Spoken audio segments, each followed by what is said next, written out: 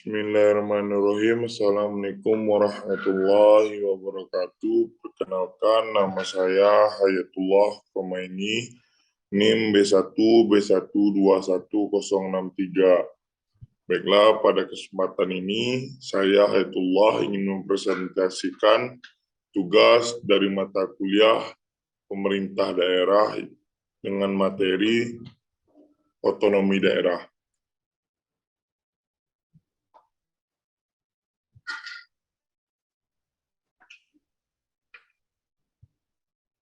Yang pertama, latar belakang otonomi daerah di Indonesia. Otonomi daerah di Indonesia lahir di tengah gejolak sosial yang sangat masif di tahun 1999.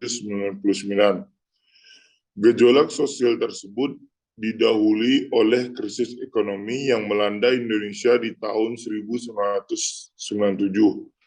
Yang kemudian melahirkan gejolak politik dan puncaknya ditandai dengan berakhirnya pemerintahan Orde Baru yang telah berkuasa selama kurang lebih 32 tahun di Indonesia.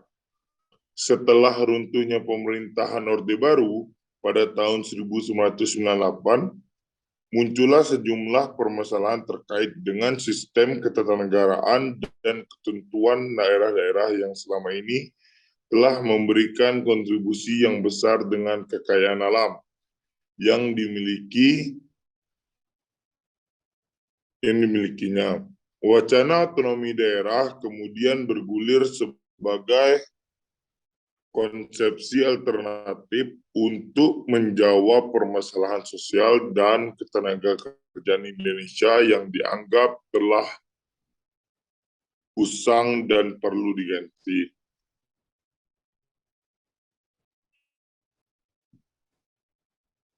Pengertian otonomi daerah. Menurut Undang-Undang Nomor 32 Tahun 2004 tentang pemerintah daerah, otonomi daerah adalah kewenangan yang diberikan kepada daerah otonom untuk mengatur dan mengurus sendiri urusan pemerintahan dan kepentingan masyarakat setempat. Menurut aspirasi masyarakat, untuk meningkatkan daya guna dan hasil guna penyelenggaraan pemerintahan dalam rangka pelayanan terhadap masyarakat dan pelaksanaan pembangunan sesuai dengan peraturan perundang-undangan.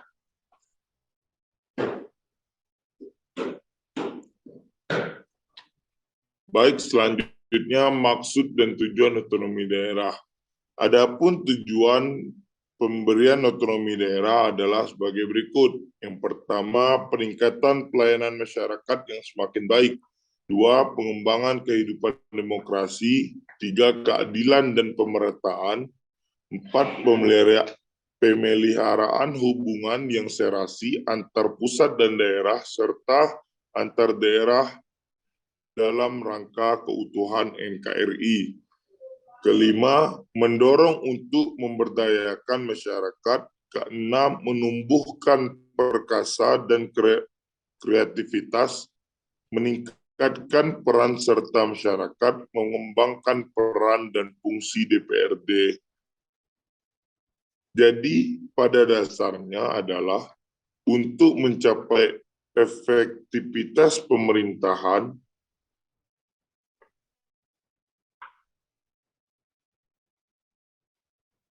selanjutnya, sentralisasi versus desentralisasi. Sentralisasi dan desentralisasi sebagai bentuk penyelenggara negara. Sebelum adanya otonomi daerah, Indonesia menganut sistem sentralisasi, di mana semua urusan pemerintahan diatur oleh pusat. Hal ini mengakibatkan ketiadaan ruang prakarsa dan kreativitas daerah dalam memberikan kontribusi pembangunan Indonesia.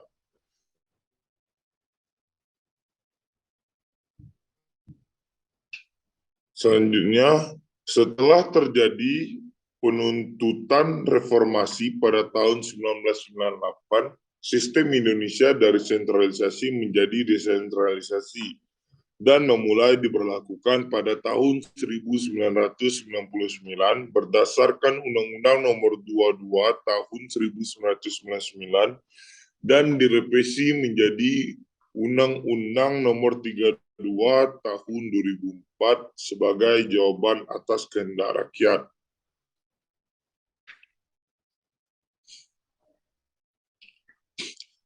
Dampak positif dan negatif sentralisasi. Pertama, segi ekonomi. Perekonomian lebih terarah dan teratur karena hanya pusat saja yang mengatur. Namun daerah seolah-olah dijadikan sapi perah dan tidak dibiarkan mengatur kebijakan ekonomi daerahnya. Kedua, segi sosial budaya. Dengan sistem ini, perbedaan budaya dapat disatukan sehingga tidak saling menonjolkan budayanya masing-masing. Nah, hanya berpegang pada Bhinneka Tunggal Ika. Dengan sistem ini, pemerintah pusat begitu dominan dalam menegakkan seluruh aktivitas negara sehingga mengakibatkan ketergantungan yang pada akhirnya mematikan inisiatif lokasi dalam membangun lokalitasnya.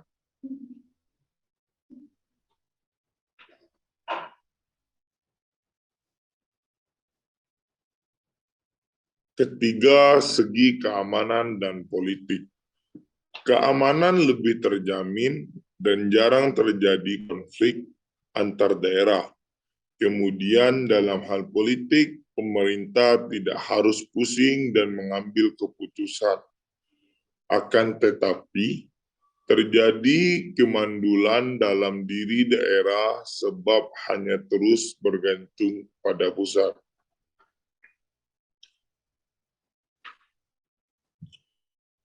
Keempat, segi ekonomi. Pemerintah daerah mudah dalam mengelola SDA yang dimiliki, sehingga dapat meningkatkan pendapatan daerahnya. Dampak positif dan negatif desentralisasi. Yang keempat, segi ekonomi, pemerintah daerah mudah dalam mengelola SDA yang dimiliki, sehingga dapat meningkatkan pendapatan daerahnya. Tetapi sistem ini membuka peluang yang besar bagi pejabat untuk melakukan KKN. Kelima, segi sosial budaya. Memperkuat ikatan sosial budaya pada setiap daerah karena mereka dapat menampilkan potensi setiap daerahnya.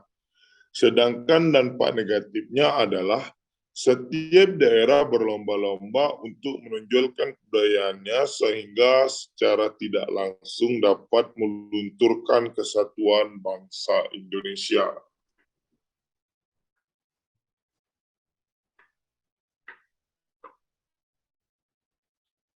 Keenam, segi keamanan dan politik. Dalam mempertahankan negara kesatuan Republik Indonesia, daerah-daerah bisa meredam keinginannya untuk memisahkan diri, sedangkan di dalam bidang politik pemerintahan daerah lebih aktif dalam membuat kebijakan dalam mengelola daerahnya. Namun, wewenang tersebut banyak disalahgunakan untuk kepentingan pribadi atau golongan.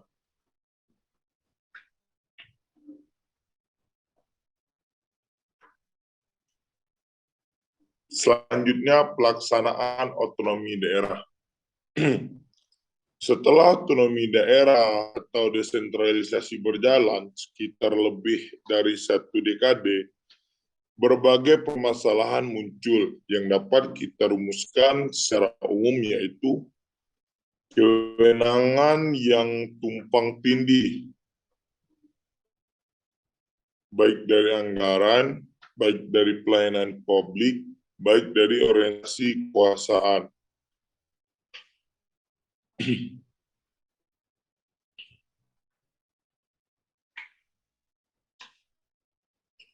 Yang pertama, kewenangan yang tumpang tindih. Adanya saling melempar tanggung jawab dalam mengatasi persoalan terjadi pada suatu daerah. Dua, anggaran. Banyak terjadi masalah di mana keuangan daerah tidak mencukupi, pada akhirnya pembangunan menjadi terhambat. Kemudian, kurangnya transparansi dalam penyusunan APBD serta banyaknya keinginan yang bertabrakan antara masyarakat dan kepentingan elit.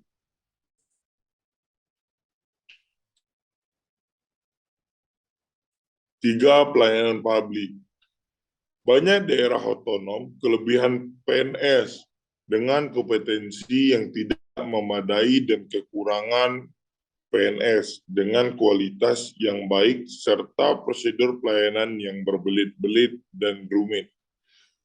4, orientasi dan orientasi kekuasaan.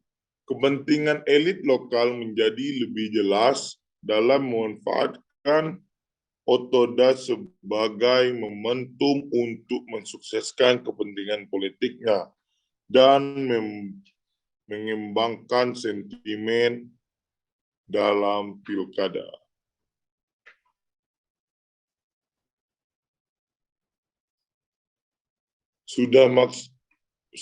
Selanjutnya, sudah maksimalkah otonomi daerah?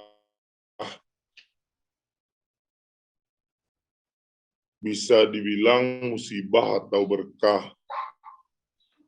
Penjelasannya, penyelenggaraan desentralisasi di Indonesia telah mengakibatkan terjadinya perubahan yang sangat besar. Hal ini menimbulkan celah negatif karena tidak diimbangi kesiapan dari seluruh pihak, serta tidak didahului dengan persiapan infrastruktur yang memadai, baik itu berupa sarana dan prasarana fisik, maupun regulasi atau peraturan yang lebih konvensif. Seperti yang telah dipaparkan di atas, otonomi daerah sedikit banyak telah menimbulkan ketidakharmonisan antara lembaga yang berpotensi menghambat penyelenggaraan good governance. Baik, terima kasih untuk kawan-kawan yang telah melihat dan mempertanyakan presentasi yang saya sampaikan. Semoga menjadi bermanfaat bagi kita semua dan kita mendapatkan ilmunya. Saya Iri, billahi taufiq wal hidayah. Wassalamualaikum warahmatullahi wabarakatuh.